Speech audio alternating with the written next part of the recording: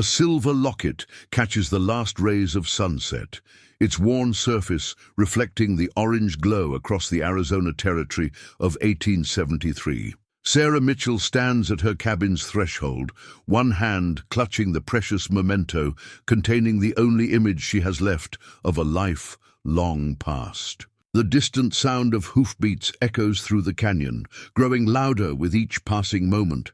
Once, these same settlers called her neighbor, healer, friend. Now they hunt her with the same fervor they reserve for the hostile tribes they fear. But in the lengthening shadows, unseen by Sarah, a silent guardian watches. Swift Arrow, fierce Apache warrior, has observed her quiet strength, her gentle ways with his people who seek her healing touch. Tonight, as torch-bearing posses draw near, he will defy his tribe's warnings to become her shield. In their flight through sacred lands, can love transcend the bitter divisions of their time? Before we jump back in, tell us where you're tuning in from. And if this story touches you, make sure you're subscribed because tomorrow I've saved something extra special for you. Dawn painted the desert in shades of rose and gold as Sarah Mitchell opened her worn medicine box. Her fingers traced the smooth oak surface, polished by years of use, each scratch and dent holding a memory of lives saved and suffering eased. Inside, small glass bottles clinked softly against each other, their contents reflecting the morning light. Golden arnica tincture, deep green yarrow extract, purple echinacea roots. Alongside these familiar remedies lay bundles of sacred herbs, gifts from those who came to her in secret. The box had been her husband Thomas's last gift before the fever took him 3 winters ago. He'd carved it himself, understanding how. She straddled 2 worlds, the neat rows of Western medicine bottles on one side, the carefully wrapped native healing herbs on the other. "You bridge gaps others fear to cross," he told her, pride warming his voice. Now those same bridges were burning. Sarah selected a bottle of willow bark tincture and several dried herbs, preparing for her morning rounds. The settlers' children still fell ill, bones still broke and wounds still festered.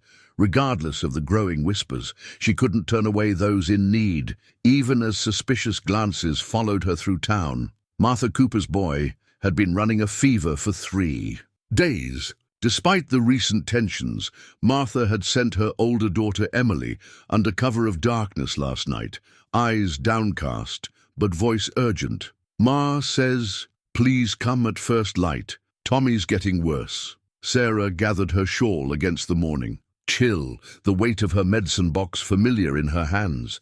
As she walked the quiet trail toward the Cooper homestead, she noted fresh hoofprints in the dirt, unusual for this early hour. The morning birds fell silent as she passed, another warning sign she'd learned to heed. Smoke rose from the Cooper's chimney, but no other movement betrayed life within. Sarah's knock echoed hollowly. When Martha finally opened the door, her face was drawn, eyes not meeting Sarah's. "I'm sorry," Martha whispered. "They're waiting." The door burst fully open, revealing Sheriff Burke and 3 deputies, their faces grim beneath their hats. Sarah clutched her medicine box tighter, its edges digging into her palms. "Miss Mitchell," Burke's voice carried false courtesy, or should we say medicine woman. "We've had reports of you consorting with hostiles, sharing settlement information, maybe even helping raid planning. I treat those who need healing." Sarah kept her voice steady, though her heart raced. "As I was about to do for Tommy here." "Tommy's being seen to by a proper doctor from Mesa Creek," Martha interjected, still not meeting Sarah's eyes. "One who keeps to his own kind. Your kind services won't be required anymore." Burke stepped forward, hand resting meaningfully on his holstered pistol. "In fact, the town council's meeting this afternoon to discuss your situation. Until then, I suggest you keep to your cabin, for your own safety, of course." Sarah turned away, dignity intact but spirit shaking. As she walked home, the medicine box seemed heavier with each step. Through the closed shutters of houses she'd once freely entered, she felt watching eyes. The same people who'd gratefully accepted her care now turned away, fear and suspicion poisoning years of trust. In her garden, the morning sun illuminated rows of herbs, some native to the territory, others carefully tended from seeds Thomas had helped her plant. Like the contents of her medicine box, they represented her life's work of weaving together different healing traditions. Now that very bridge building marked her as dangerous, untrustworthy. Sarah placed the medicine box on her table, opening it once more. Among the bottles and bundles lay a small pouch of geometric beadwork, a gift from Running Stream after Sarah had helped deliver her baby during a difficult breech birth. The young Apache woman had gripped her hand afterward, dark eyes intense. "You have two-world medicine, strong medicine, but two worlds sometimes fight, no want peace." Those words echoed now as Sarah began her daily ritual of checking and organizing her supplies. Each item told a story.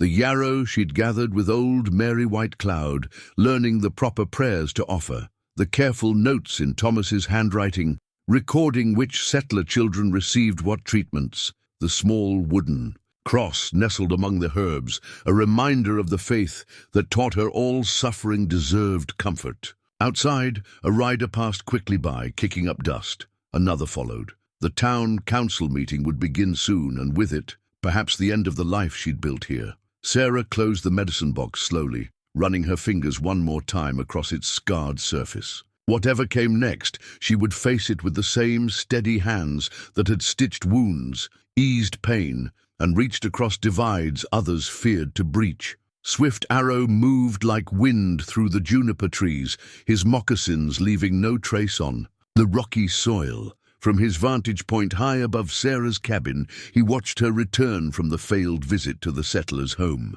Her shoulders carried defeat, but her head remained unbowed. In his left hand, he held an eagle feather, a symbol of courage among his people, found that morning in a place where few eagles now ventured. The elders would disapprove of what he planned to do. The white woman walks her own path, grey. Wolf had warned just yesterday, to interfere brings only trouble. But Swift Arrow had watched her for many moons now, since the day she'd tended to little deer's arrow wound, without asking questions that would endanger the hunting party. She was different from the other settlers. While they saw his people as savages to be feared or fought, she recognized the wisdom in their healing ways. He had observed her gathering herbs, noting how she spoke the old prayers taught by medicine woman before taking from the earth. Such respect was rare among the white eyes. The morning sun caught the silver locket at her throat as she bent to tend her garden. Swift Arrow knew its significance, had seen her open it on lonely nights to gaze at the face of her departed husband. His people believed that love transcended death, that spirits watched over those left behind.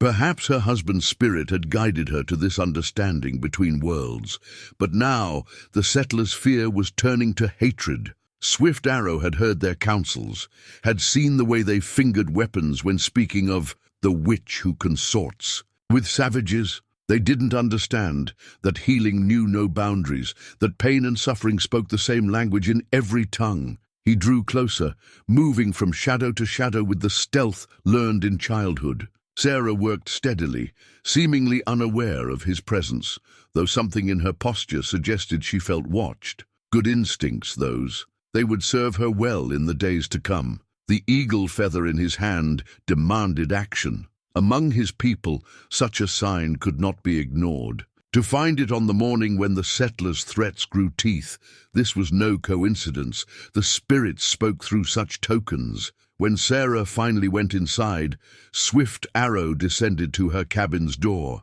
He placed the eagle feather where she would find it, a warrior's promise of protection, though she wouldn't yet understand its meaning. As he retreated into the shelter of the junipers, he heard hoofbeats approaching. Riders from the town, their voices carrying anger and purpose. Swift Arrow's hand moved to his knife, but he held back. Not yet. The time for decisive action approached, but had not arrived. He watched as Sarah emerged again, saw her discover the feather. She held it with gentle reverence, turning it in the light. Then she quickly glanced toward the trees where he hid, her eyes searching. For a moment he thought she looked directly at him, though he knew his concealment was perfect. She took the feather inside just as the riders came into view. Swift Arrow melted deeper into the shadows, but his decision was made. The spirits had chosen him for this task. He would watch, wait, and when the moment came, he would act. The white woman who bridged worlds would not face her trials alone. Back at his people's camp that evening, he endured the knowing looks of the elders. "We see the path you consider," Grey Wolf spoke as they shared the pipe. "It is a dangerous one, my son. The settlers' hatred burns hot, and they will not understand." "Understanding is like dawn," Swift Arrow replied, using the old way of speaking. "It comes slowly, but it comes. She has shown us respect and healing. Would we do less?" Grey Wolf was silent for a long time, watching the smoke rise to the stars. Finally he spoke. "The eagle's feather guides you. But remember, not all bridges can bear the weight placed upon them. Some must fall so that stronger ones may be built." Swift Arrow accepted these words, but his resolve remained unshaken.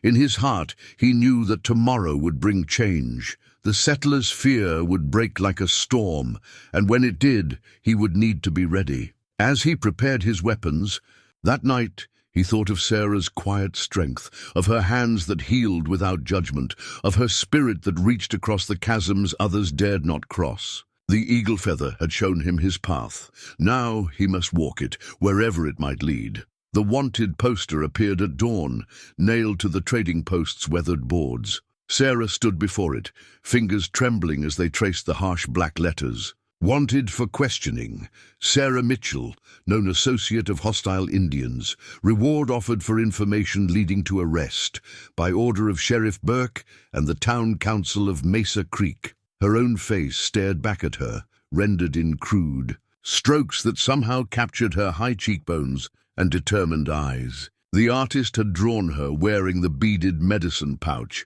a detail that spoke of close observation and deeper meaning. They hadn't just marked her as a criminal, they'd highlighted her connection to the Apache as proof of her supposed treachery. The morning stage brought more than mail to Mesa Creek.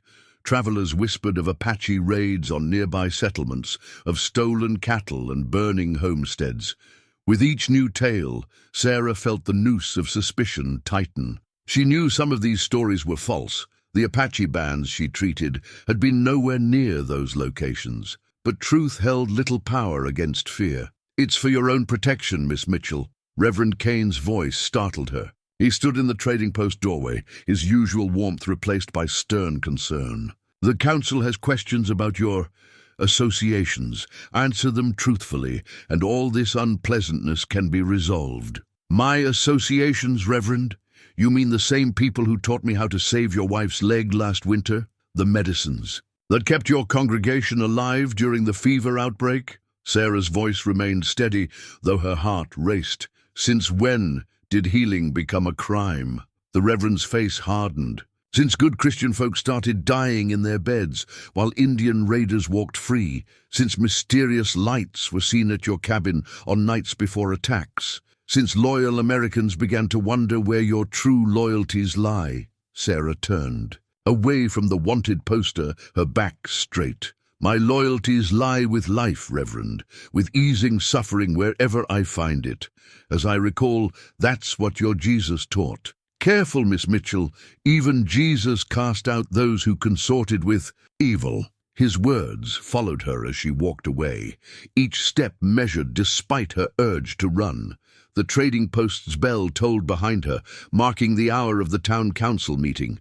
Already, horses and wagons crowded the street as settlers arrived from outlying farms. Sarah recognized faces she'd known for years, people whose children she'd delivered, whose wounds she'd stitched, whose fevers she'd cooled. Now they looked through her as if she were a ghost.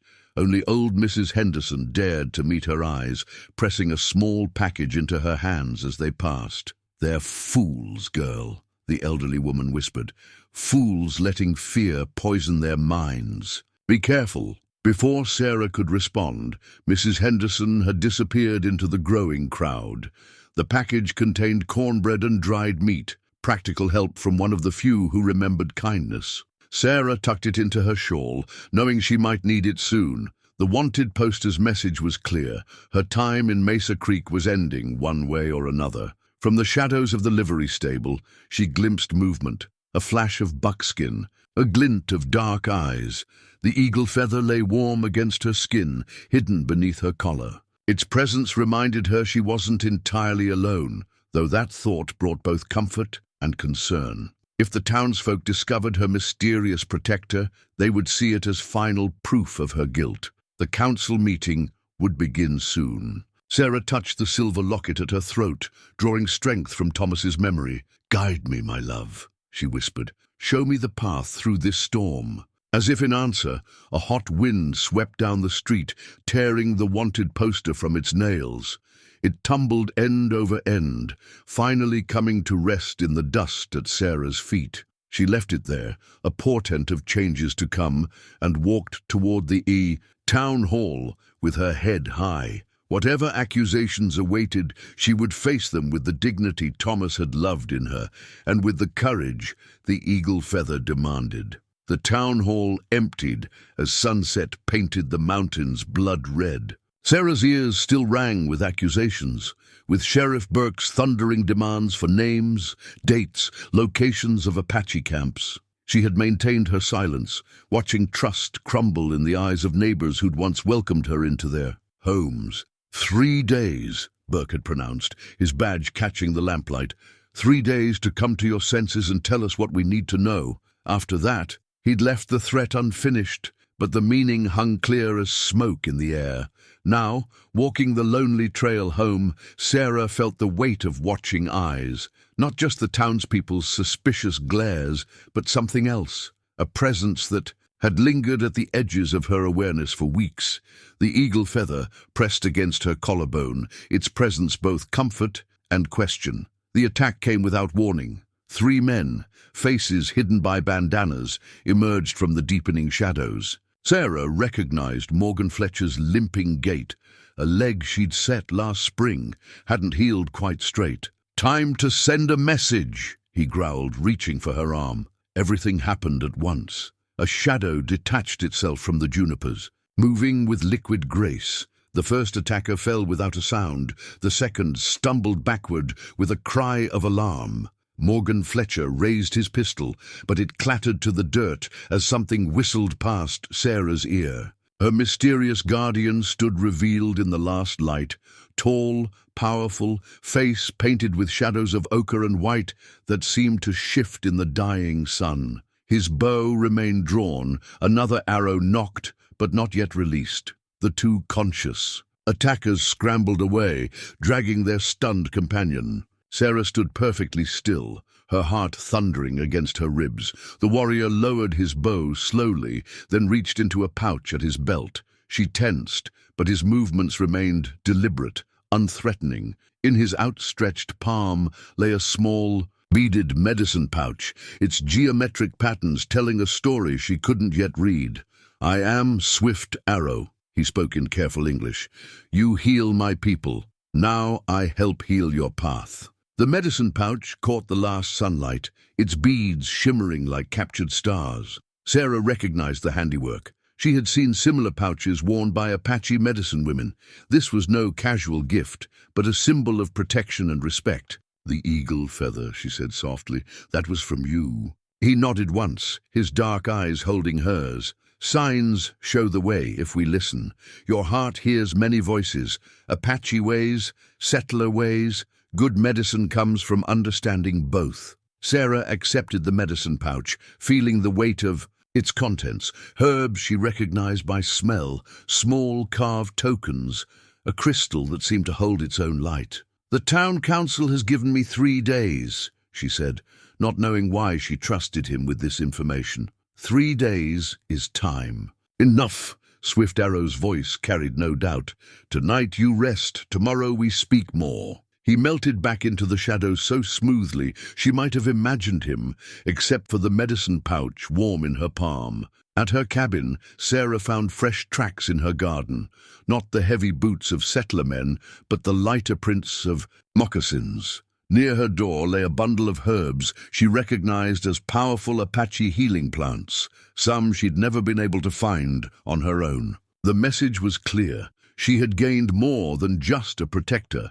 Inside, she added the beaded medicine pouch to her wooden box, its bright patterns a stark contrast to the neat glass bottles. Together, they represented the confluence of two worlds, like the journey she now faced. Sarah touched the eagle feather at her throat, remembering Swift Arrow's words about signs showing the way. Outside, an owl called 3 times, a night voice speaking ancient wisdom. Sarah straightened her shoulders, feeling the mantle of change settle around her like a shawl. 3 days to choose her path, 3 days to bridge or burn the gaps between worlds, 3 days to decide if the connection she felt with her mysterious guardian was worth the price it might demand. Sarah woke to the acrid smell of smoke and the orange glow of flames reflecting off her cabin walls, the crackle of burning wood, mixed with the sounds of horses and men's voices, harsh whispers carrying murderous intent. Sheriff Burke's 3-day deadline had been a lie. She grabbed her medicine box and shawl, mind racing through practiced emergency routes. Thomas had insisted they plan for such a night, back when raids were common. "The cabin can burn," he'd said, "but you must survive." Now, his foresight would save her life. The hidden cellar door beneath her bed opened silently on well-oiled hinges. Sarah descended just as her front door splintered inward. Above, heavy boots thundered across floorboards. "Find her!" Burke's voice commanded. "She'll have papers, proof of her dealing with the Apache, and that medicine box, that's evidence too." The tunnel wasn't much, just a narrow passage leading to a concealed exit behind the woodpile. Sarah crawled through darkness, thick with earthen smells and memories of Thomas digging this escape route. "Sometimes running saves more than standing," he'd told her, "especially when you're running towards something better." But what was she running toward now? The night air hit her face as she emerged, carrying ash and the sound of splitting timber. Her cabin, the home she'd built with Thomas, where she'd healed hundreds, where she'd created her life's work, was becoming a pyre. The flames painted, the night sky orange, sending shadows dancing across the desert like spirits mourning what was lost. "This way." Swift Arrow's voice came from nowhere and everywhere. She followed his shadow through the junipers, her medicine box clutched tight. Behind them, someone shouted in discovery. They'd found the tunnel. They moved swiftly through terrain Sarah had known for years, but never seen like this, as a pathway to escape rather than a healing garden. Swift Arrow led her to a hidden hollow where 2 horses waited, already saddled. He'd known this was coming. "Why?" she whispered, though whether to Swift Arrow or the burning sky she wasn't sure. "Fear makes men forget their humanity," he replied, helping her mount. "But it also shows us who remembers it." He secured her medicine box to the saddle, his hands swift and sure. "Your healing touches both worlds. Some cannot accept such bridges." The sound of pursuit grew closer. Sarah looked back one last time at her burning home. The flames had reached her herb garden, the carefully tended plants that had saved so many lives now feeding the fire of hatred. The irony wasn't lost on her. Swift Arrow's hand touched her arm. "The path ahead is hard," he said, "but you don't walk it alone." In his eyes, Sarah saw more than just a warrior's strength. She saw understanding, respect, and something deeper that made her heart flutter despite the danger. The beaded medicine pouch at her belt seemed to warm against her skin, reminding her that some gifts came disguised as losses. They rode hard through the night, the burning cabin's glow fading behind them. Sarah felt the weight of her old life falling away with each hoofbeat. The silver locket bounced against her throat, Thomas's face close to her heart, even as she fled.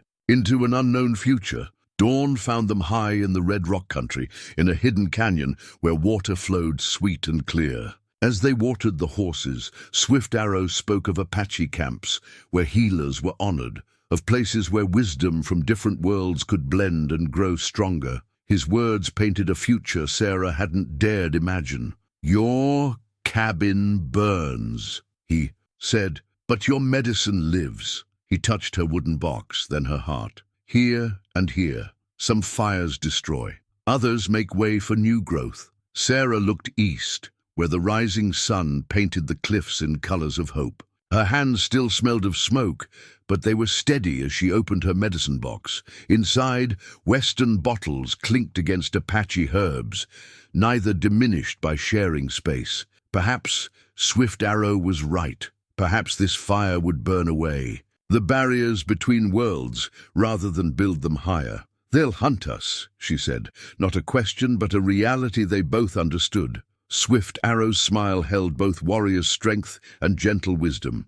"Then let them hunt. We know paths they cannot follow, medicine they cannot understand. Together we make new ways." Sarah straightened in her saddle, feeling the first stirrings of something like freedom beneath her grief. Ahead lay uncertainty, danger, and the unknown, but also possibility, protection, and perhaps even love. She touched the eagle feather at her throat, remembering its promise of courage. "Together," she agreed, and turned her horse toward the rising sun. Sarah's father's compass lay cool in her palm, its brass case dulled by decades of handling. The glass was scratched but clear, the needle steady as it pointed north. She'd grabbed it instinctively while fleeing the cabin, one last connection to her life before the frontier. Now, watching Swift Arrow navigate by sun and stars, she wondered if such instruments meant anything in this new world she'd entered. "Your medicine is good,"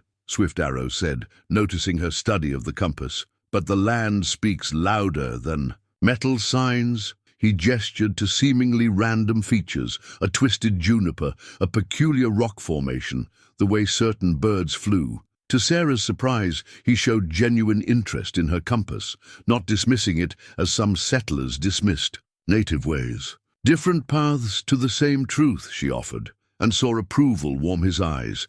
They had stopped to rest the horses in a hidden valley, morning sun not yet hot enough to be brutal. Sarah tended to their mounts while Swift Arrow scouted, each falling into roles that felt surprisingly natural. The horses' hooves showed signs of the hard night ride, small cracks that needed attention. As she worked, Sarah found herself talking to the animals as she would patients, explaining each treatment. Swift Arrow returned silently to find her applying a poultice of herbs from her medicine box. "You heal all who need it," he observed, "even the four-legged ones." "Everything deserves care," she replied, then hesitated before adding, "My husband. Thomas taught me that. He said the smallest kindness ripples outward, like a stone dropped in still water." Swift Arrow nodded, settling beside her with the fluid grace she'd come to associate with him. "Your Thomas was wise.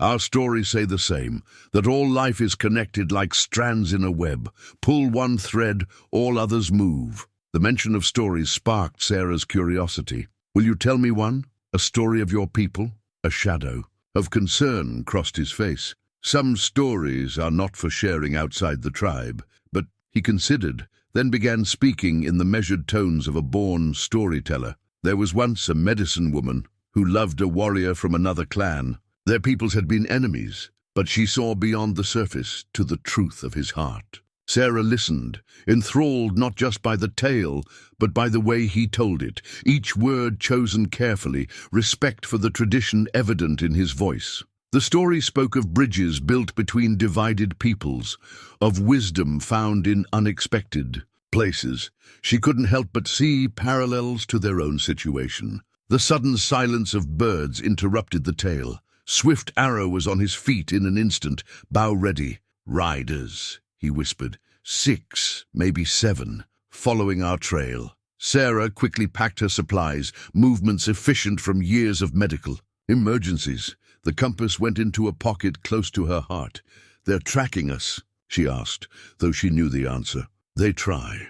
A hint of warrior's pride colored his voice. "But they read sign like children read stars, seeing only the brightest points, missing the deeper patterns. Still, they mounted quickly, Swift Arrow leading them through a maze of dry washes and narrow canyons. Sarah found herself learning to read the land as he did, noting landmarks, understanding why he chose certain paths over others. When they crossed rocky ground that would hold no tracks, she felt a spark of triumph. They rode through the hottest part of the day, stopping only when the horses needed rest. In a sheltered grove, Sarah checked her compass again, more from habit than necessity. Swift Arrow watched her with quiet amusement. "North is not always the way home," he said softly. "Home." Sarah tasted the word. "I'm not sure where that is anymore." His hand touched hers briefly, warm and calloused. "Home is not always a place. Sometimes it is a path we walk with another." The compass needle swung with her movement as she turned to face him, but for the first time in her life, Sarah didn't feel lost, despite having no fixed destination. She thought of her burning cabin, of the life she'd left behind. The compass had guided her father across America, led her family to the frontier. Now, perhaps it would guide her to a different kind of home. "They're still following," she said, hearing distant hoofbeats echo off canyon walls. Swift Arrow's face showed no fear, only calm determination. "Then we give them a longer path to follow. The desert teaches patience to those who would cross it too quickly." As they mounted again, Sarah patted her father's compass through her dress. Some instruments measured distance, others direction. But the true measure of their journey, she was beginning to understand, would be in the space between heartbeats, in the trust growing between two people from different worlds. The ancient petroglyphs emerged from darkness. As dawn touched the canyon walls, telling stories in the language of stone and shadow. Sarah dismounted, drawn to the weathered images, spirals, human figures, animals that seemed to dance in the changing light. Swift Arrow watched her approach, the wall with approval, noting how she stopped short of touching the sacred markings. "Our ancestors left their wisdom here," he said, voice soft with reverence.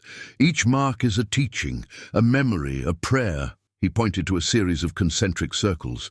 "This tells of the great drought, when the people learned to find water deep in the earth." His hand moved to a line of deer transforming into birds. "This speaks of how all beings share one spirit, changing forms but never truly dying." Sarah studied the images, seeing them through both her scientific training and newfound understanding. "Like healing," she offered. "The body changes forms, from sickness to health, but the spirit remains." Swift Arrow's smile showed she'd grasped something important. "You begin to see with Apache eyes.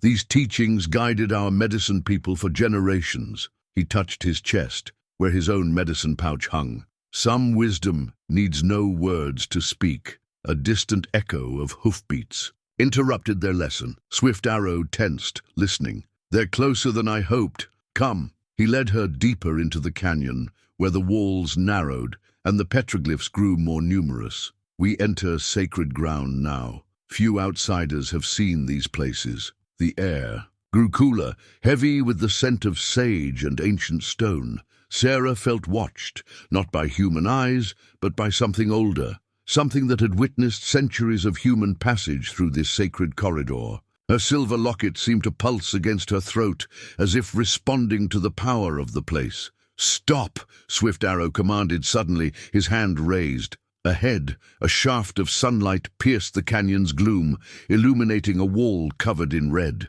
and white handprints. Our ancestors marked this boundary. "Before crossing, we must ask permission." He produced a small pouch of yellow ochre, carefully mixing it with water from his canteen. With practiced movements, he painted symbols on both their foreheads, protective marks Sarah recognized from her interactions with Apache medicine women. "The spirits know you as a healer," he explained, "but we must show respect for their territory." He began a low chant in Apache, the words echoing off the canyon walls. Sarah closed her eyes, feeling the vibrations of his voice in her bones. The moment shattered at the crack of a rifle shot. The bullets sparked off stone high above them, followed by angry shouts.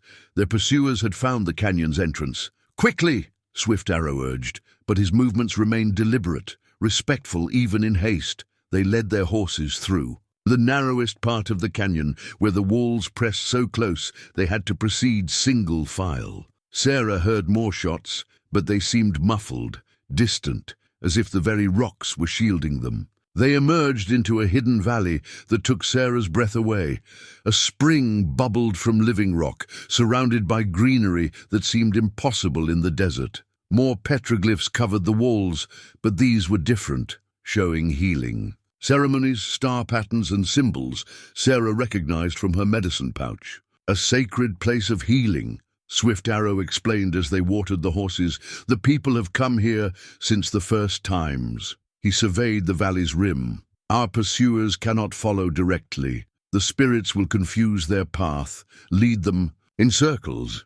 Sarah touched her silver locket, then the beaded medicine pouch at her belt. These petroglyphs, she said, they're like my medical texts, recording knowledge that saves lives. Yes. Swift Arrow's voice held approval. You understand. Different marks, same purpose. He gathered some of the spring water in a clay vessel decorated with healing symbols. Take this. Water from this place has power. Use it wisely in your medicine. The sound of pursuit had faded, replaced by the gentle music of the spring and the whisper of wind through ancient passages. Sarah studied the petroglyphs again, seeing now how they formed a continuous story of healing, teaching, and transformation. Like her, these ancient artists had sought to preserve wisdom that bridged the visible and invisible worlds. We should rest here, Swift Arrow decided. The spirits will watch over us. He touched one of the handprints on the wall, his own fingers, fitting perfectly within the ancient outline. Some sanctuaries exist beyond the reach of hatred. The sacred peace pipe passed from hand to hand in the council circle, its carved bowl depicting the 4 sacred directions. Sarah watched the ritual unfold, aware of the extraordinary nature of her presence here. Few white people had ever witnessed the Apache Council's inner workings. Fewer still had been invited to participate. Grey Wolf, his face weathered as the canyon walls, held the pipe longer than the others. Smoke curled upward as he studied Sarah with eyes that seemed to pierce through to her soul. You bring trouble to our people, Swift Arrow, he said finally, voice heavy with authority.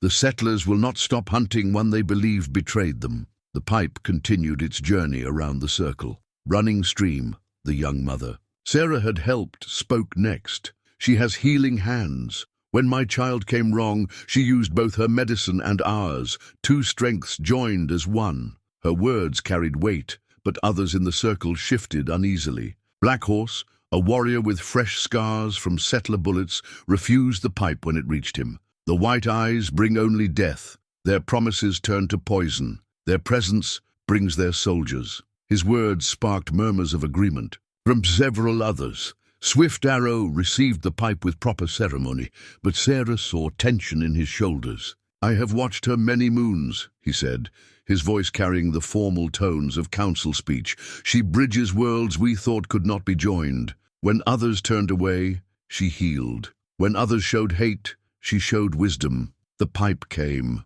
To Sarah, she had learned its proper handling from Swift Arrow during their journey here, knowing this moment would come. The smooth wood felt warm against her palms, alive with the prayers of those who had held it before. She drew in the sacred smoke as she had been taught, letting it out slowly while gathering her thoughts. I come before you as both healer and student, she began, her voice clear in the hushed teepee. My medicines work alongside yours. Neither stronger nor weaker, but different parts of the same healing. But she touched the beaded medicine pouch at her belt. I have learned that wisdom knows no boundaries, that suffering speaks in all languages. Grey Wolf's eyes narrowed at her words. Pretty speech, but words are wind. Show us truth. Sarah reached for her wooden medicine box, movements deliberate. She withdrew a small bottle of willow bark tincture and a bundle of Apache healing herbs. When fever strikes, this medicine, she held up the bottle, and this one, she raised the herbs, work better together than apart. Like your people and mine could work together if we let go of fear. Black Horse spat into the fire. And when the soldiers come, when they burn our camps and steal our children, will your pretty medicines heal those wounds? The soldiers are not my people, Sarah replied firmly. Just as the raiders who attack settlements are not all Apache. I choose to heal, to build bridges rather than burn them. The peace pipe had completed its circle, returning to Grey Wolf. He studied it thoughtfully, fingers tracing the carved symbols. "The spirits speak through many voices," he said at last. "Through wind and water, through herb and stone." His eyes met Sarah's, "and sometimes through those we least expect." He turned to Swift Arrow. "You bring her here. You take responsibility. Her enemies become yours." "I accept this," Swift Arrow answered without hesitation. "And you," Grey Wolf addressed Sarah directly, "you would stay among us, learn our ways, keep our secrets, become neither fully white nor fully Apache, but something between?" Sarah felt the weight of every eye in the council circle. Her silver locket seemed heavy against her throat, Thomas's face close to her heart. What would he think of this moment? She remembered his words about bridges, about the courage to cross them. "I would stay," she said firmly, "not to become Apache, but to learn from you, to share what I know, to help build understanding between our peoples." Grey Wolf was silent for a long moment, smoke rising between them like prayers. Finally, he nodded. "The peace pipe has heard. Your words, the spirits will judge their truth." He looked around the circle. "She may stay under Swift Arrow's protection, but," his voice hardened, "if her presence brings death to our people, both will answer to the council." Black Horse and his supporters left the teepee without speaking, their disapproval clear. But Running Stream came forward, taking Sarah's hands in hers. "Welcome, sister of two worlds," she said softly. "Your path will not be easy, but you do not walk it alone." As the council dispersed, Swift Arrow touched Sarah's shoulder lightly. "You spoke well," he said, pride warming his voice. "The peace pipe carries your words to the spirits. They will remember." Sarah watched the sacred smoke dissipate into the evening air, carrying with it her promise to this new life, this new path. The council's judgment felt less like an ending than a beginning, a door opening to possibilities she had never imagined. The ceremonial dress lay across Sarah's sleeping robes like a story waiting to be told, made of soft tanned deerskin. It was adorned with intricate beadwork that caught the morning light, patterns of healing plants and sacred symbols that Sarah was only beginning to understand. Morning Star, Swift Arrow's sister, had worked on it in secret for weeks. "For the blessing ceremony," Morning Star explained, her English careful but clear, "when you receive your Apache medicine name," her fingers traced the beaded patterns. "Each symbol shows your path. The spiral for learning, the crossed arrows for protection, the morning star for new beginnings." Sarah touched the dress reverently, feeling the prayers sewn into every stitch. In the month since the council's judgment, she had learned to see such gifts for what they truly were, not just objects, but bridges between worlds, physical manifestations of acceptance. "The women tell me you learn quickly," Morning Star continued, watching Sarah's reaction, "that your hands know the old ways of gathering herbs, of preparing medicines.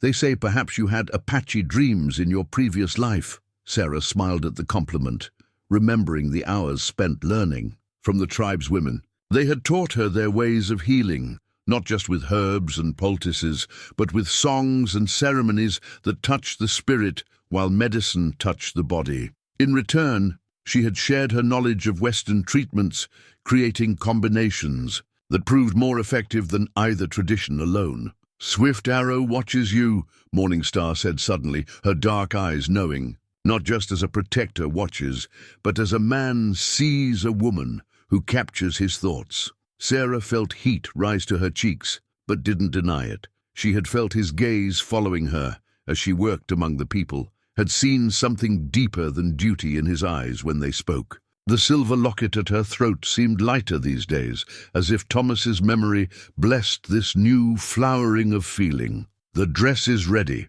Morning Star said, standing. "Tonight we prepare you for tomorrow's ceremony." She paused at the teepee's entrance. "My brother is a good man, strong but gentle.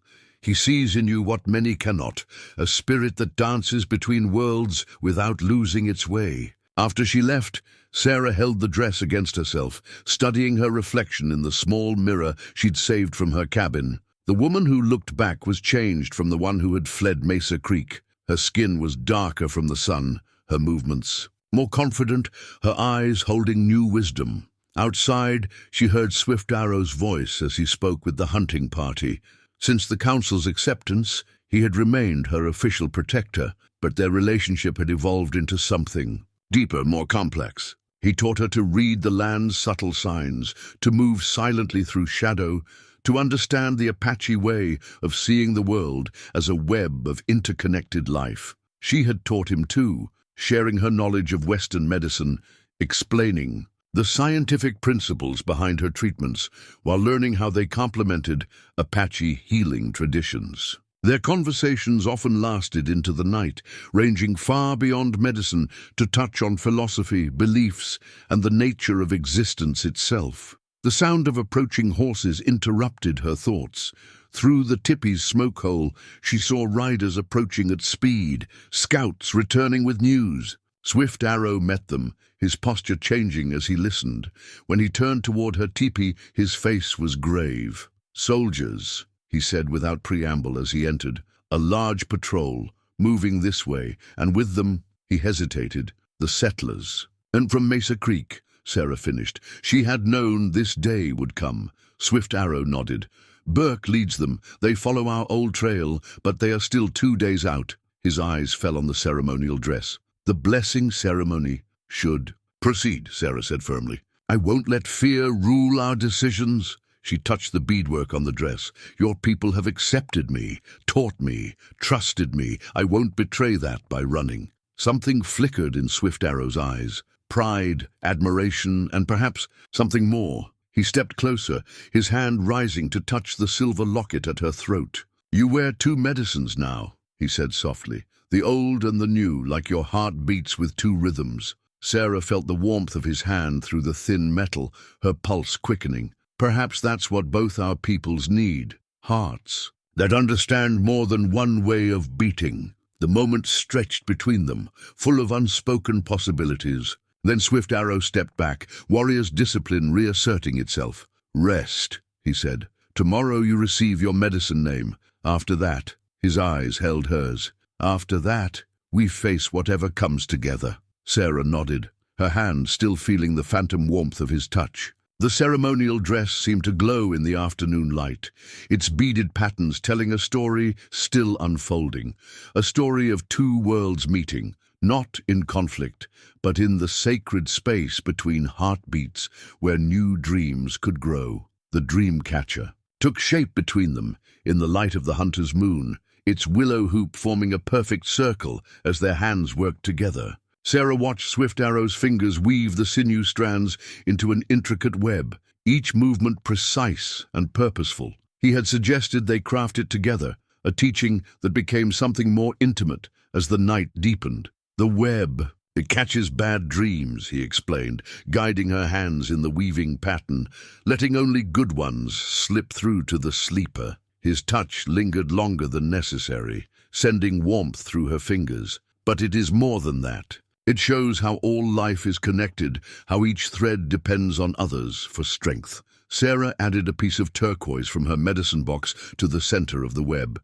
"Like your people and mine," she said softly, "connected, whether we choose to see it or not." The blessing ceremony had transformed her that morning. She wore her Apache medicine name now, she who bridges worlds, along with the ceremonial dress. The tribal elders had painted sacred symbols on her face and hands, marking her as both healer and student of their ways. Even Black Horse had participated, though his eyes still held suspicion. Swift Arrow worked a hawk feather into the dreamcatcher's strands. "This moon is called the Hunter's Moon," he said, his voice taking on the cadence of storytelling. "Our legends say it is when the spirits draw closest to Earth, when boundaries between worlds grow thin."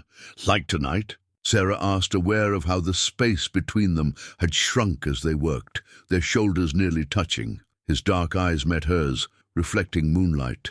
"Yes, like tonight." The silver locket at her throat seemed to pulse with her quickening heartbeat. Sarah touched it, a gesture that had become more contemplative than grieving. "Thomas would understand," she said, as much to herself as to Swift Arrow. He always said love was about building bridges, not walls. Swift Arrow's hand covered hers where it rested on the locket. Your Thomas was wise.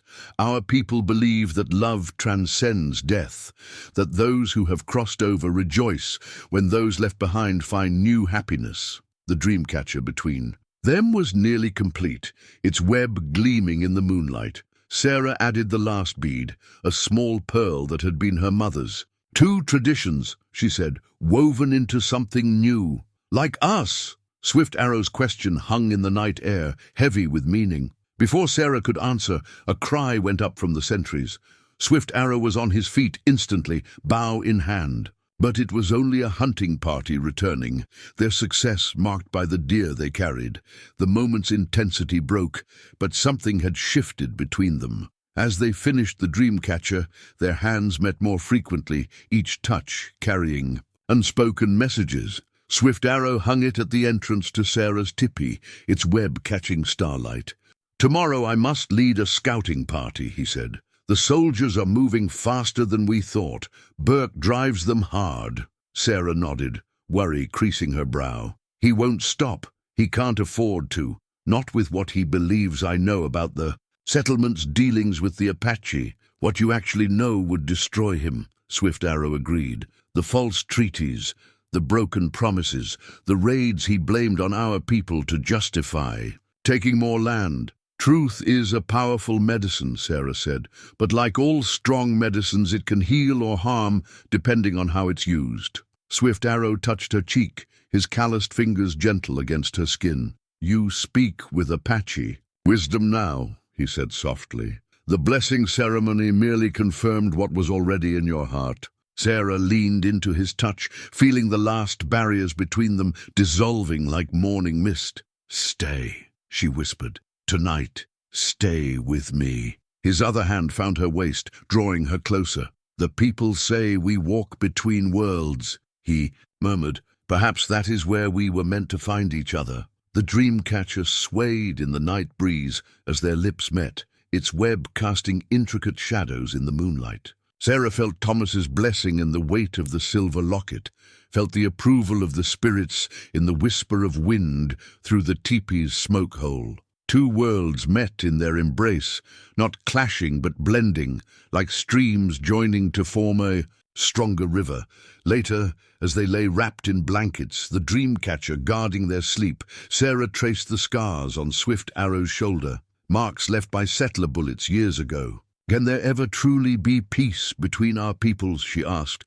He pulled her closer, his heartbeat strong against her cheek. "Peace begins in small moments," he said. "In hearts that learn to beat as one. The rest follows, like water finding its path through stone." Outside, the hunter's moon sailed through stars that knew no boundaries between peoples. The dream catcher's web caught its light, transforming it into patterns that spoke of hope, of unity, of love that could bridge the deepest chasms. The broken arrow lay at Sarah's feet, its shaft snapped cleanly in 2, the Apache symbol for broken trust. Black Horse stood before the council circle, his face painted for war, his voice carrying the weight of long-held grievances. "She brings death to our people," he proclaimed, pointing at Sarah. "Even now, soldiers approach our sacred lands, and with them come the settlers who hate us, led by this woman's former people." Swift Arrow had been gone 3 days with the scouting party. In his absence, the delicate balance within the tribe had shifted. Black Horse and his supporters had grown bolder, their whispers becoming shouts. "Look!" Black Horse held up a piece of paper, a military dispatch Sarah recognized with a chill. "Found on a dead courier, they offer pardons to any who help capture the witch and her Apache conspirator. They promise peace if we surrender them both." Murmurs rippled through the gathering. Sarah felt the weight of changing loyalties in the eyes that wouldn't meet hers. Even Running Stream looked troubled, holding her baby closer. Grey Wolf sat in silence, smoke from his pipe rising like prayers to the evening sky. When he finally spoke, his words fell heavy as stone. "Show us this." "Paper?" Sarah watched the dispatch make its way around the circle. She knew what it contained, had seen similar documents during her time in Mesa Creek. The promises would be empty, the pardons worthless. But fear was a powerful medicine, turning truth bitter in the mouth. Morning Star appeared at her side, pressing something into her hand. Swift Arrow's medicine pouch. "My brother returns," she whispered. "But there is treachery. Black Horse sent riders to the soldiers last night." The broken arrow at Sarah's feet seemed to accuse her. All her efforts to bridge worlds, to heal ancient wounds, now threatened to bring destruction to these people who had taken her in. She thought of the dream catcher hanging in her teepee, of the ceremonial dress that marked her acceptance, of the peace pipe that had heard her promises. "I will speak," she said, rising. The council circle fell silent. "Since coming to you, I have learned that medicine is more than herbs and bandages. It is wisdom passed down through generations. It is trust between healer and patient." She held up Swift Arrow's medicine pouch. "It is love that sees beyond the color of skin or the language of prayers." Black Horse spat into the fire. "Pretty words from a forked tongue. Will your words stop bullets? Will they keep our children from soldier schools?" "The soldiers come because of lies," Sarah countered. "Lies told by men like Sheriff Burke, who blame the Apache for their own crimes. I know the truth of raids staged to steal land, of treaties broken before the ink was dry. Truth." Black Horse's laugh was bitter. "Truth is the arrow at your feet. Truth is the price on your head. Truth is that your presence dooms us all." A commotion at the circle's edge interrupted his tirade. Swift Arrow entered, his face dark with trail dust and anger. Behind him, 2 of Black Horse's young warriors were held by the scouting party, their guilt plain in their downcast eyes. "Speak," Swift Arrow commanded them. The younger one broke first. "Black Horse sent us to the soldier camp," he confessed. "Made us tell them where to find the valley." The council erupted in shouts and accusations. Grey Wolf raised his hand for silence. "How long?" he asked. "The soldiers march at dawn," Swift Arrow answered. "Burke leads them, with 40 men and trackers." Grey Wolf's eyes were sad as he looked at Black Horse. "You would betray your own people? Break the sacred trust?" "I protect our people." Black Horse's voice rose. "By giving them what they want, the white woman and the traitor who loves her.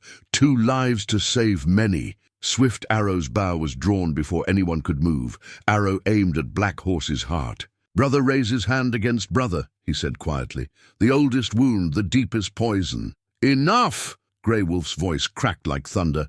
"Blood shall not be shed in the council circle." He looked at Sarah, then Swift Arrow. "But you must leave now. Take what you need and go. The people must move to winter grounds early this year." Sarah felt Swift Arrow's hand find hers, strong and sure. The broken arrow lay between them and Black Horse, a line drawn, a trust shattered, a choice made. Morning Star pressed a bundle into her arms, the ceremonial dress, the dream catcher, her medicine box. "Go with the spirits," she whispered. "Your love lights a path others may follow." As they left the council circle, Sarah heard Grey Wolf begin the ancient prayer for divided peoples. The broken arrow remained where it fell, a reminder that some bridges came with a price, and that new paths often began where old ones shattered. The silver conchos on Swift Arrow's horse bridle caught moonlight as they rode, each flash a beacon in the darkness. The bridle was an heirloom, passed down through generations of warriors, its decorations telling stories of battles and honors won. Now it guided them through shadow-draped canyons, the horse responding to the lightest touch on the ancient leather. "North," Swift Arrow said, voice barely above a whisper. "The high country. Soldiers won't follow us there, not with winter coming." His free hand covered hers where it rested on his waist. Even in flight, his touch carried strength and certainty. Behind them, fire bloomed on a distant ridge, the Apache signal for intruders in their lands. The soldiers had arrived early, driving hard through the night, and somewhere between the army and the tribe rode Black Horse with his warriors, hunting the lovers who had supposedly betrayed their people. The horse's bridle jingled softly as they picked their way through a narrow wash. Sarah felt every sound like a hammer blow, certain it would bring pursuers down upon them. But Swift Arrow's confidence in his mount never wavered. Horse and rider moved as one, following paths invisible to Sarah's eyes. "Your people," she began, but Swift Arrow shook his head. Our people, he corrected. You wore the ceremonial dress. You received your medicine name. The broken arrow cannot unmake these things. A shot cracked in the darkness, the bullet whining past like an angry wasp. Swift Arrow wheeled their horse behind a stone outcrop as more shots followed. Sarah recognized the sharp report of army rifles, different from the older weapons carried by the settlers. Burke must have split his forces, she said, remembering. The sheriff's tactics from other manhunts, driving us toward the Box Canyon. Swift Arrow's laugh was soft but fierce. He hunts with white eyes, seeing only what he expects. Watch. He loosened the bridle, whispering Apache words of power into the horse's ear, the animal's ears. Flicked forward, understanding. When Swift Arrow gave the signal, they burst from cover, not toward the expected refuge of the Box Canyon, but along a seemingly impassable cliff face. The horse's hooves found purchase where none should exist. The bridle's silver catching starlight as they climbed what appeared to be a sheer wall. Behind them, shots rang out in confusion, orders shouted and countermanded as their pursuers lost the trail. My grandfather's father made this bridle, Swift Arrow said, as they paused to rest the horse in a hidden cleft. He was the first to find this path, running from Mexican soldiers who thought they had him trapped.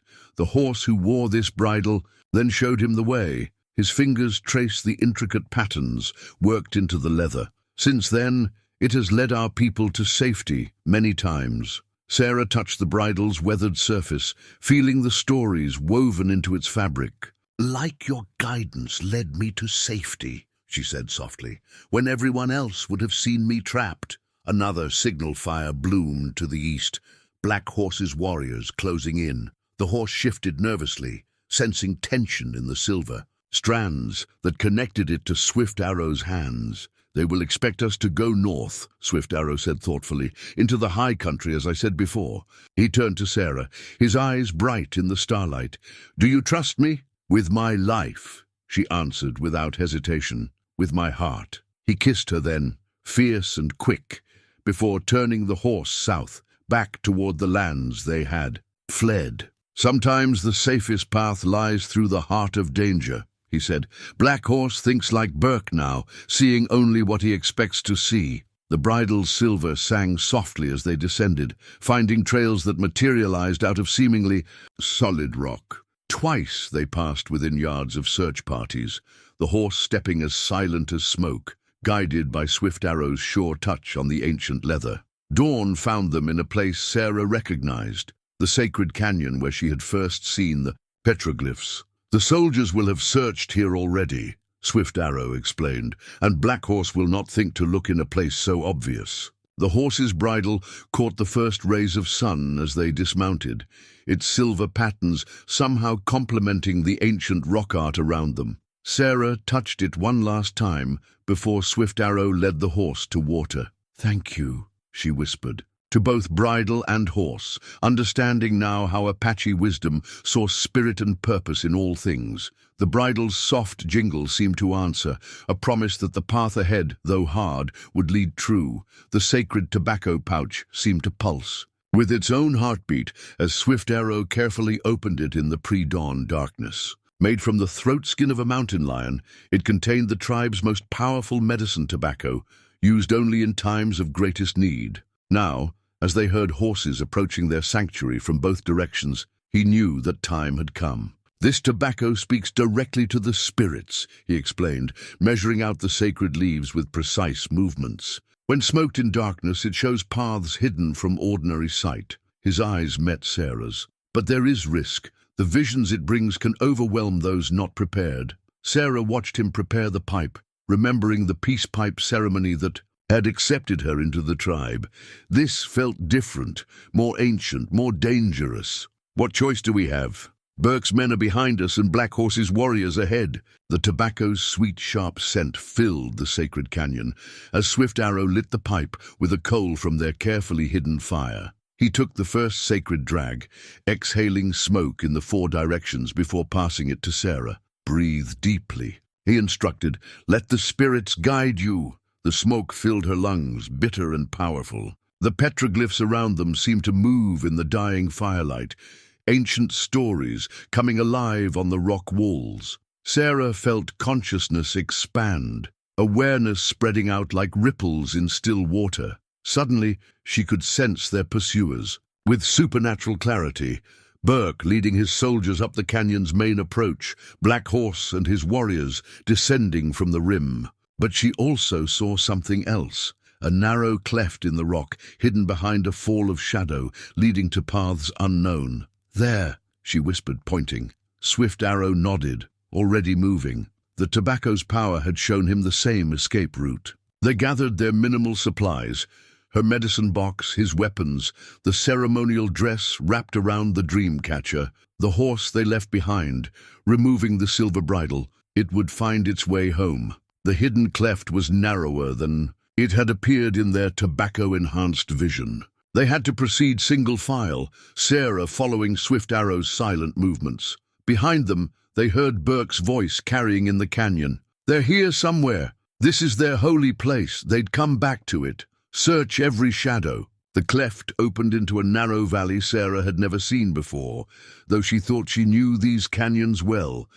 Ancient pictographs covered the walls, different from the petroglyphs, older and more powerful. The tobacco's influence let her read them like a story, tales of other fugitives, other lovers who had fled through this sacred space. Swift Arrow stopped suddenly, raising his hand in warning.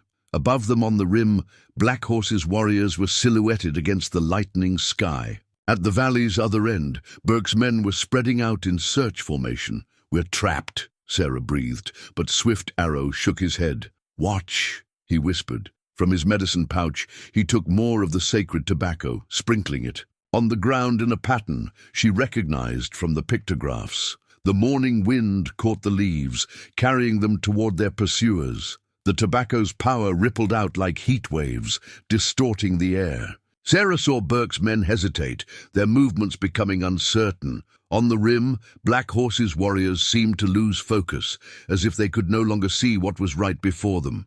But Black Horse himself fought through the medicine's power. "There!" he shouted, pointing directly at them. "The traitors hide in plain sight." Swift Arrow's bow sang, sending an arrow through Black Horse's shoulder. Not a killing shot, but one that sent him stumbling back from the rim. "I do not wish to kill my brother," Swift Arrow called out in Apache, "but I will if I must." The soldiers opened fire, bullets sparking off stone as Sarah and Swift Arrow took cover behind a fallen boulder. The sacred tobacco's effects were wearing off, reality reasserting itself with lethal force. "The pictographs," Sarah said suddenly, the tobacco's vision still clear in her mind. "They show another way, through the heart of the rock itself." Swift Arrow understood immediately. Behind their boulder lay a dark opening, easy to mistake for a shadow. As bullets continued to fly, they crawled backward into the darkness, the sacred tobacco pouch lighting their way with a faint inner glow.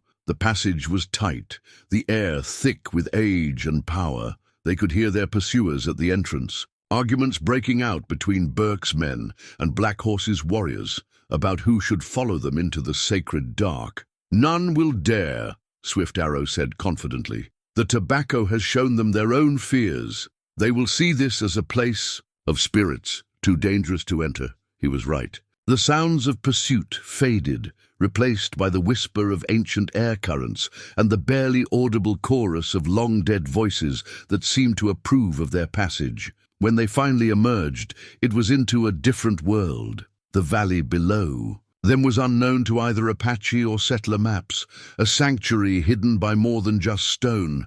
The sacred tobacco pouch had led them to a place between worlds, fitting perhaps for two people who no longer fully belonged to either. The wedding blanket shimmered in the valley's strange light, its intricate patterns telling stories of unions blessed by both earth and sky. Morning Star had secretly worked on it during Sarah's time with the tribe, hoping for this moment. Now she held it out to them, her presence in this hidden valley proving she had followed her own secret paths to find them. The elders speak of ancient prophecies, Morningstar said, spreading the blanket before them, of a time when two peoples would be joined by love stronger than hatred.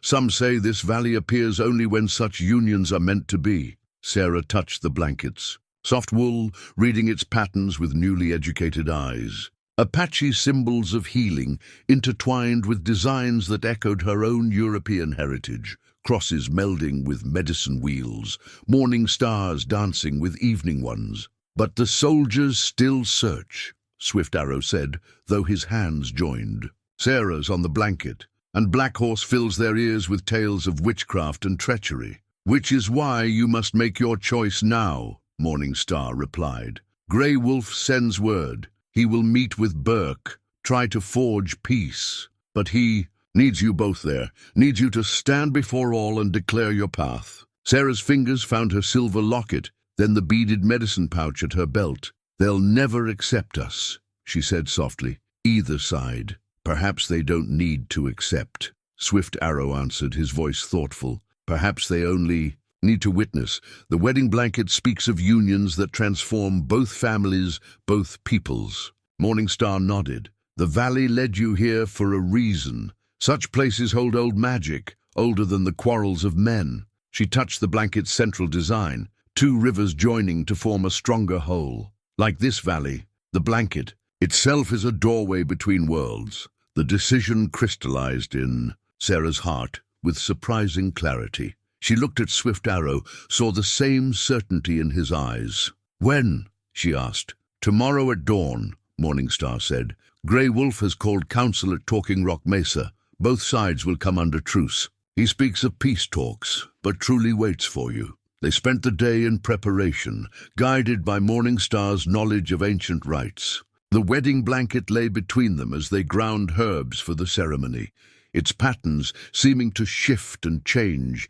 in the valley's mysterious light. Sarah wore her ceremonial dress, now adorned with the eagle feather and morning star beading. Swift Arrow dressed as a warrior, but carried the peace pipe as well as weapons. The dream catcher they had made together hung from Morningstar's staff, watching over their preparations. As dusk approached, Morningstar led them in the ritual washing, speaking prayers in Apache that Sarah now understood. The wedding blanket received its own blessing, each of its patterns activated with sacred herbs and ancient words. Tomorrow you bridge worlds, Morningstar told them. Like the first medicine people who learned to walk between earth and sky. She took Sarah's, hands in hers.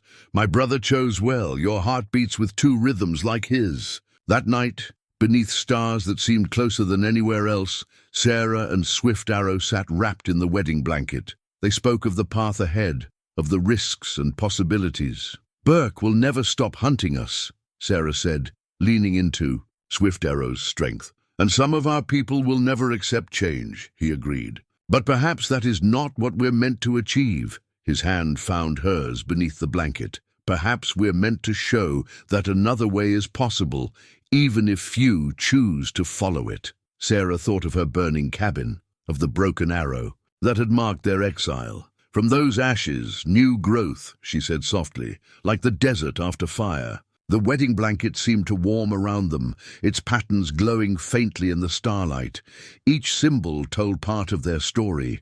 The spiral of learning, the crossed arrows of protection, the morning star of new beginnings. But together, they spoke of something larger, the possibility of harmony between peoples who had forgotten their common roots. Morningstar returned at moonrise, carrying items for the final preparations. Dawn comes soon, she said. Are you ready to stand before both peoples to declare your path? Sarah touched the blanket's central pattern where two rivers joined. Swift Arrow's hand covered hers, warm and sure. Together, they gave their answer to the stars, to the valley, to the ancient powers that had led them here. We are ready. The peace treaty lay unrolled on the stone table at Talking Rock Mesa, its crisp military letterhead stark against the ancient surface. Dawn painted the sky in shades of promise as Sarah and Swift Arrow approached the gathering, wrapped in the wedding blanket that proclaimed their unity to all who could read its signs.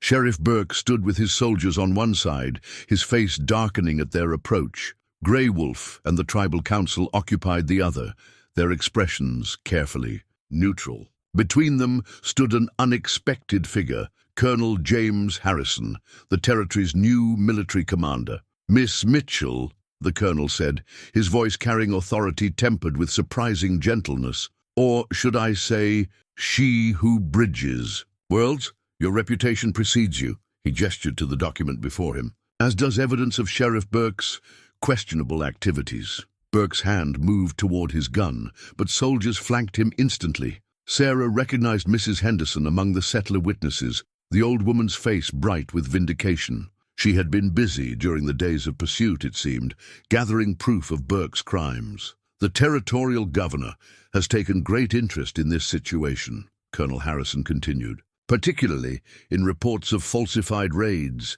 staged attacks, and a certain strongbox in the sheriff's office containing evidence of illegal land seizures." Swift Arrow's hand found Sarah's beneath the wedding blanket. She felt the beaded medicine pouch at her belt, the silver locket at her throat, symbols of the two worlds they straddled. "This is Apache land," Black Horse shouted from among the tribal warriors, his wounded shoulder bound, but his spirit unbowed. "No paper can change that." "You're right," Sarah said, her voice clear in the morning air, "which is why this treaty is different." She stepped forward, Swift Arrow moving with her in perfect unity. "Colonel Harrison has agreed to recognize Apache healing rights in these territories. Our medicines will work together, officially sanctioned and protected." Grey Wolf's eyes showed surprise and interest. "Speak more of this." "A hospital," Sarah explained, "staffed by both Western doctors and Apache healers. A place where both peoples can learn from each other, where healing builds bridges instead of walls." She touched the wedding blanket's patterns. "Like this? Design, two rivers joining to form something stronger." "Impossible," Burke spat. "These savages—" "Choose your next words carefully, Sheriff," Colonel Harrison interrupted. "They may be your last as a free man." He turned to Grey Wolf. "The governor seeks genuine peace, not just papers to be broken, but true understanding. These two," he gestured to Sarah and Swift Arrow, "have shown it's possible." Black Horse moved suddenly, drawing his knife. "Our ways are not for sharing. Better to fight than to bend." Swift Arrow met his challenge with calm certainty. "Brother, I could have killed you in the canyon. I chose not to because even then I saw another path." He opened his medicine pouch, withdrew the sacred tobacco. "Remember the visions in the valley? The spirits themselves showed us the way." "The spirits showed fear and darkness."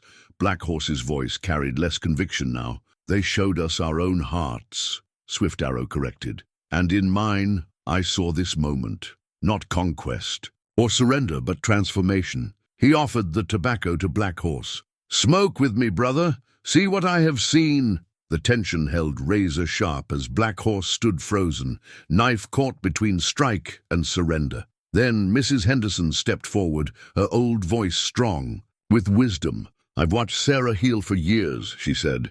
"Watched her bridge our worlds long before she met Swift Arrow.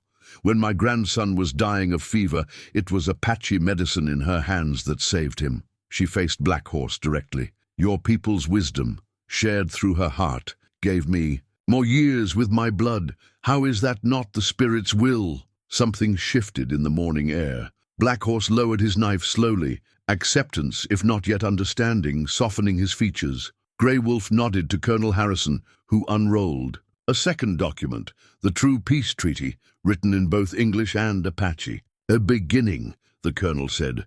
"The hospital will be built where the Valley of Visions meets the settled lands, a place between worlds for those willing to learn new ways." Sarah and Swift Arrow stepped forward together, the wedding blanket's patterns glowing in the strengthening sun. They would be the first to sign, their names marking not just a treaty, but a declaration of possibility. As Sarah lifted the pen, she saw Burke being led away in irons, his power broken by truth finally spoken. She saw Black Horse accepting the sacred tobacco from Swift Arrow, the first step toward healing deeper wounds. She saw Mrs. Henderson smiling through tears and Grey Wolf's eyes bright with cautious hope. The peace treaty would not solve everything.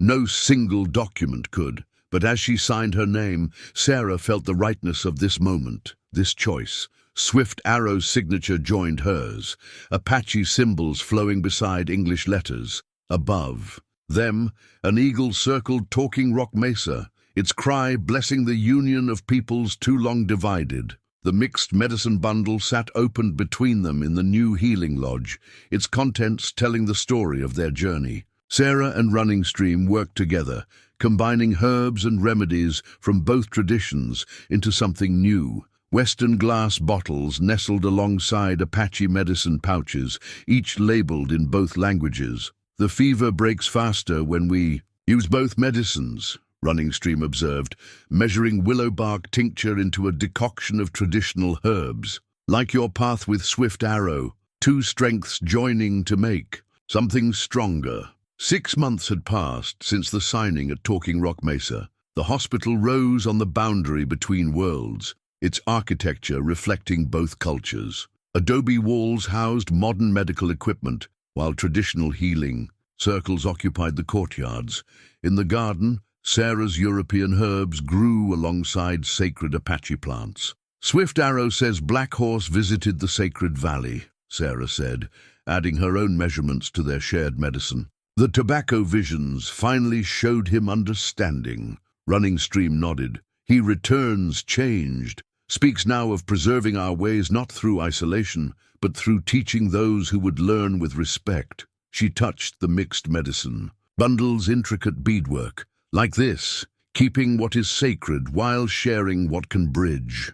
The bundle had been Grey Wolf's gift at the hospital's opening ceremony, its design incorporating symbols from the wedding blanket. Inside, compartments held medicines from both traditions, arranged according to ancient Apache wisdom about balance and harmony.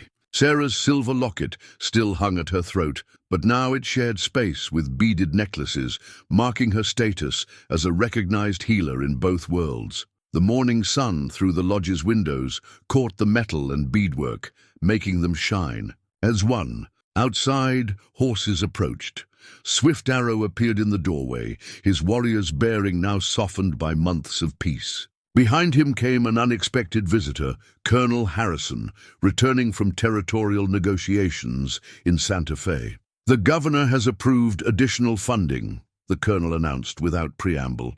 Your success here, he gestured at the mixed medicine bundle, at the patients of both races recovering under combined care. It's changing minds across the territory. Swift Arrow moved to Sarah's side, his presence as natural as breathing. And the raids? He asked, though they all knew the answer. None reported since Burke's imprisonment. The truth of his schemes opened many eyes. The colonel smiled slightly, though I suspect having a respected Apache warrior married to a white healer has opened even more. Sarah thought of their wedding day, how the ceremony had blended both traditions. The wedding blanket now hung in their home, its patterns echoed in the mixed medicine bundle and throughout the hospital's design. Even Black Horse had attended, his gift of a peace pipe, marking the beginning of his own transformation. Morning Star returns tomorrow, Swift Arrow said. She brings more apprentices from both peoples this time. Running Stream's eyes brightened.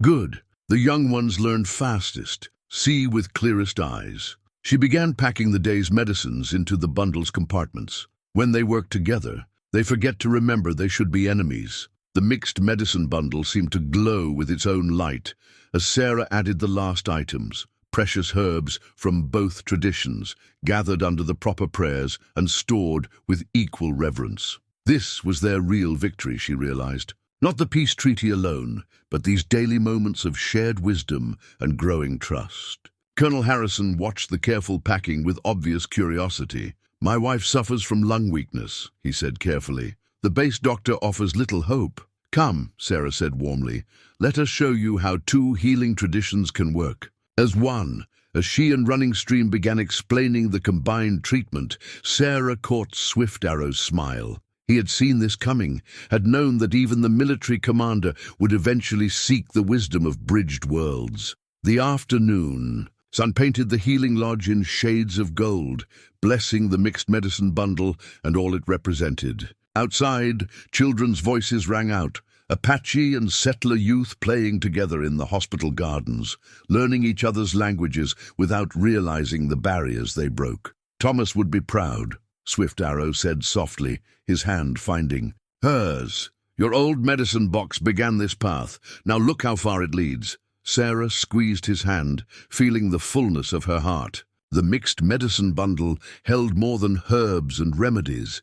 It carried hope, wisdom, and the promise that love could indeed build bridges stronger than hate. The family quilts spread across their bed caught the first light of dawn, each patch telling part of their story. Sarah had started it the day after their wedding, incorporating pieces of her past and present into something new. A square of her ceremonial dress lay next to fragments of Thomas's old shirts. The wedding blankets, patterns, had been lovingly recreated in careful stitches alongside European florals. Swift Arrow stirred beside her, his hand finding the newest addition to the quilt, a small patch made from their infant daughter's first moccasins. They had named her Dawn Walker, for she had been born in the sacred valley just as the sun broke over Talking Rock Mesa. Like the hospital that flourished between two worlds, she embodied the promise of their union. The governor visits today, Swift Arrow reminded her, his voice still thick with sleep. And Black Horse brings more students from the deep canyons. Sarah touched the silver locket that still hung at her throat, now joined by the beaded necklaces of her dual healing status. Thomas would hardly recognize the territory now, she said softly.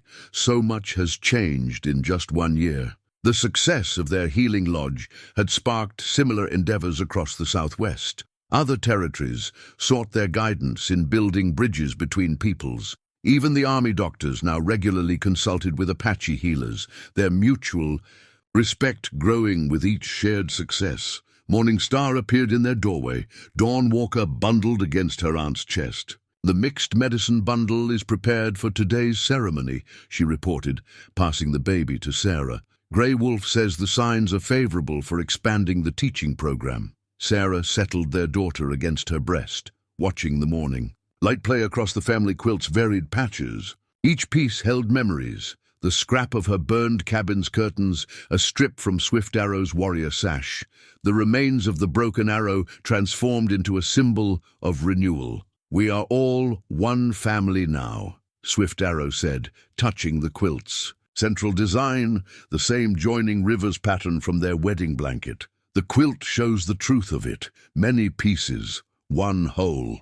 Outside, the hospital was awakening. Sarah heard the mixture of languages, Apache mothers teaching settler women about herb gathering, army doctors learning traditional healing songs, children playing games that blended both cultures' traditions, the dream they had dared to hope. For that night, beneath the hunter's moon had taken root and flourished. The family quilt would continue to grow, Sarah knew, just as their circle of healing and understanding expanded. There would always be those who resisted change, who clung to old hatreds. But here, in this place between worlds, they had proven that love could build bridges stronger than any divide. Dawn Walker reached up to touch the silver locket, then the beaded medicine pouch, innocent hands joining symbols of both her heritages. Above their home, an eagle circled once more, its cry blessing the new day and all the promises it held.